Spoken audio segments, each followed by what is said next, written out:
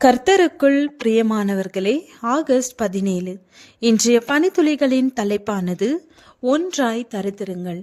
வசனம் எபேசியர் 4வது அதிகாரம் 3வது வசனம். சமாதான கட்டினால் ஆவியின் ஒருமையை காத்து கொள்வதற்கு ஜாக்கிரதையாயிருங்கள்.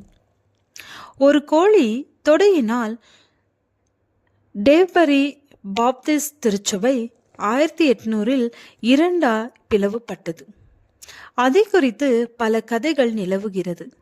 ஆனால் அத்திருச்சபையின் தற்போதைய அங்கத்தினர் ஒருவர் சொல்லும்போது, அத்திருச்சபையின் விருந்தின் போது ஒரு கடைசி கோழி தொடைக்கரியாய் இருவர் சண்டை போட்டு கொண்டனர். அதில் ஒருவர் அந்த கோழி தொடை தேவனுக்குரியது என்றார். மற்றவர், தேவன் அதை கேட்க மாட்டார், எனக்கு அது தேவை என்றார். அந்த மனிதன் மிகுந்த கோபப்பட்டு 2 கிலோமீட்டர் தள்ளி இரண்டாவது டேவ்பரி பாப்டிஸ்ட் திருச்சபை ஸ்தாபித்தார்.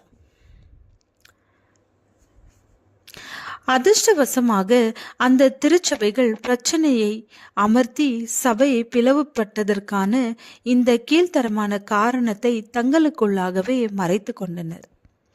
இயேசு ஏற்றுக்கொள்கிறார். அவருடைய மரணத்திற்கு முந்தின நாள் இரவில் அவரை பின்பற்றுபவர்களுக்காக அவர் ஜெபிக்கிறார்.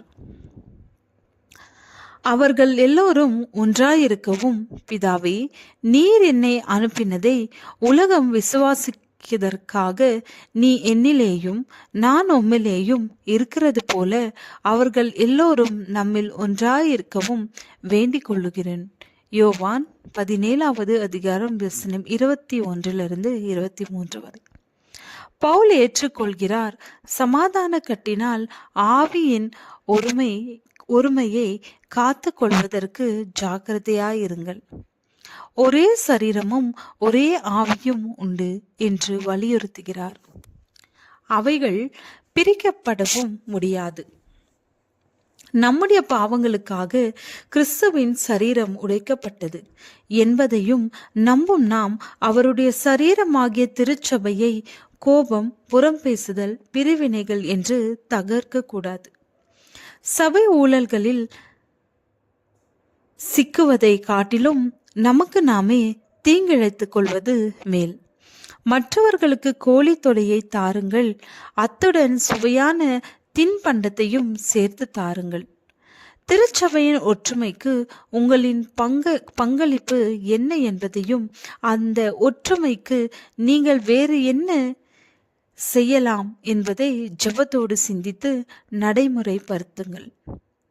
நீங்கள் எல்லோரும் கிறிஸ்து இயேசுவை பற்றும் விசுவாசத்தினால் தேவனுடைய புத்திரரா இருக்கிறீர்களே. ஏனெனில் உங்களில் கிறிஸ்துவுக்குள்ளாக ஞானஸ்நானம் பெற்றவர்கள் எத்தனை பேரோ அத்தனை பேரும் கிறிஸ்துவை தரித்து கொண்டார்களே.